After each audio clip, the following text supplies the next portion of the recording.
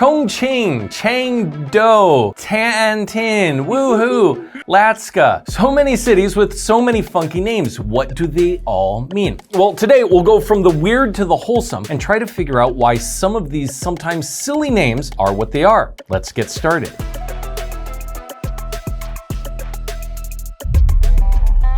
In America, we sometimes name cities after ideas, like Philadelphia, which is the combination of the Greek words for love and brother. Sometimes we name them after geographic features, like Salt Lake City. Pretty straightforward. Sometimes we name them after people, like Washington. Sometimes we just rebrand or steal names from Europe, like New York. But what does China do? Let's start with some easy ones. Much like the rest of the world, geographic names are common in China too. Remember how I said Wuhu at the beginning? That's actually a real city in eastern China called Wuhu, in which Wu means overgrown with weeds and Hu means lake, literally Weedy Lake. For something less silly, Shanghai, which is made up of the words Shang, on or above, and Hai, sea or ocean, which means its literal name is upon the sea. And it is, being a massive port in the modern day and possibly mostly submerged 1,000 years ago and literally an island upon the sea. Down south, Hong Kong, Cantonese for Xianggang, is made up of the words Xiang, fragrant, and Gang, harbor. So it means fragrant harbor, which is thought to come from the incense they used to make there. Speaking of Cantonese, what is Canton? Where did that name come from? Well, Canton is actually an old Portuguese pronunciation of the province Guangdong, or Broad East. And the capital city of Guangdong is a city called Guangzhou, which means broad state. Okay, wait, a city is called a state, sort of. Zhou is commonly translated as state or province nowadays, but it can also mean prefecture. And a long time ago, there was this prefecture called Guangzhou, or Broad Prefecture. And it was common practice to name the capital city after the area. So yes, there were technically two Guangzhous at the same time. Guangzhou, the state, and Guangzhou, the city, kind of like New York, New York. Curveball in this case was that this Guang prefecture was really, really big.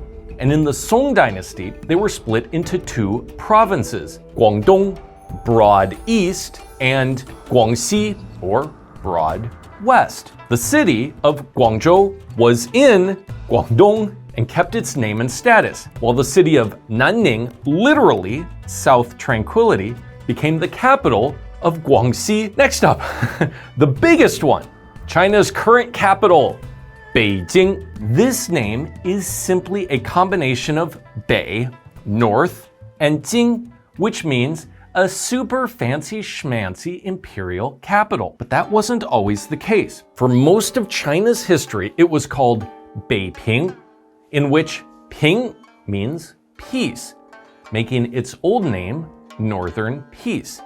It wasn't until 1420, early on in the Ming Dynasty, that the capital was moved to Beiping and was thus renamed Beijing to reflect its status. Now, you might be wondering, then is there a Western capital and an Eastern capital? No, not exactly. There's nothing like that in China today. The closest thing is the modern city of Xi'an, which is a combination of West, Xi, and An, peace. Once upon a time, it was called the Western capital. But over the course of history, a lot of other cities got that name too. As for an Eastern capital, that actually does exist, but in Japan. Tokyo, Dongjing, actually means East capital. When the Meiji Emperor moved the capital from Kyoto to Edo, he renamed Edo Tokyo because, well, it was east of Kyoto. Hold on, is there some similarity between Kyoto and Tokyo?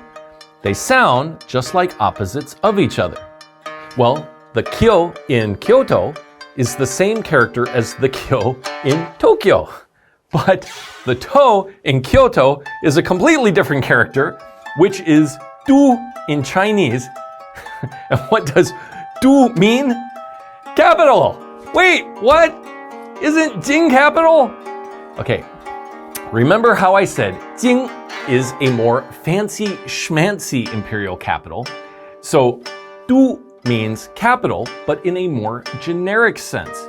In modern terms, it's like the difference between a capital of a country and a capital of a state or province, which means the Kyoto, Chengdu in Chinese, is literally the super imperial capital. I guess they really wanted it to sound especially fancy. So I gotta say, Kyoto actually is a very fancy place. I love it there.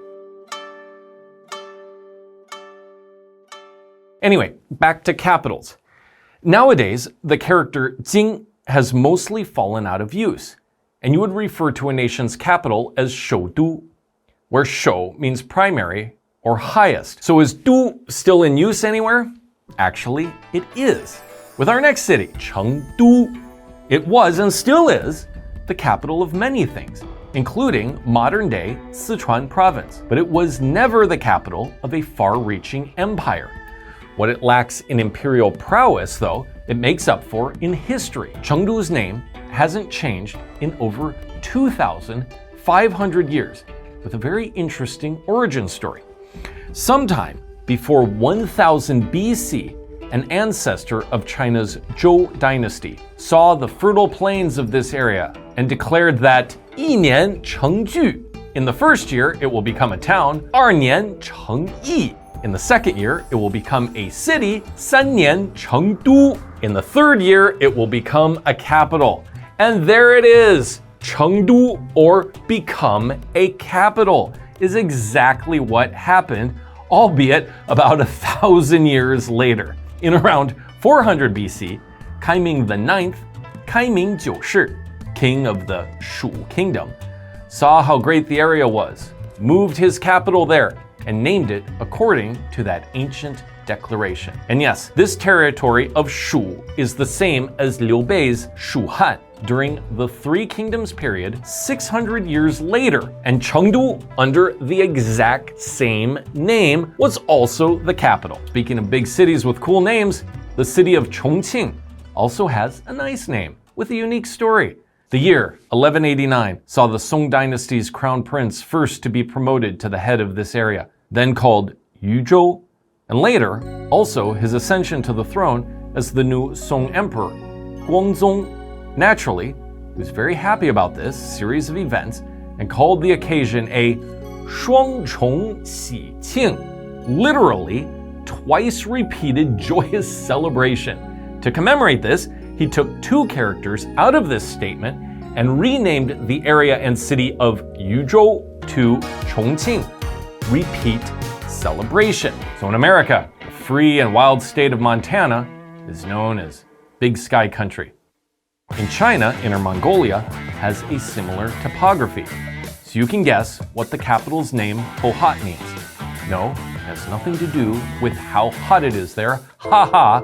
And no, it's not actually Big Sky, but it is Mongolian for Sky Blue City, because of those same vast blue skies over the open plains. Unfortunately, its Chinese name, Hohhot, is just basically a transliteration and is mostly nonsense. Finally, heading west into the skies, the capital of Tibet is called Lhasa in Tibetan, but it wasn't always the case. Originally, this capital was called Lhasa, or the land of the goats, because it was a common goat herding spot. In Tibetan, Ra means goat and Sa means land. Simple, cute. But what changed? In around 630 AD, the first king of the Tibetan Empire moved his capital to Lhasa, and when he converted to Buddhism and ordered the construction of the Chongqing temple to house two statues of the Buddha in the year 641, he decided that Land of the Goats was no name for a spiritual center and the home of Buddhist relics. Lhasa was then changed to Lhasa, because La means God or divine, and together with Sa, gave the city a new name, the Land of the Gods. Unfortunately, the Chinese call it Lhasa, which basically means pull bodhisattva. Not sure if that's an honest effort or low-key condescending. Anyway, having gone from weekly lakes to Himalayan heavens, I hope that romp around China and beyond help explain how some names are deeper than they seem, and how some are, not. Can you think of any other fun-sounding cities we forgot to go over? Let me know in the comments below, and until next time, I hope you can find something to Chongqing about. 再见!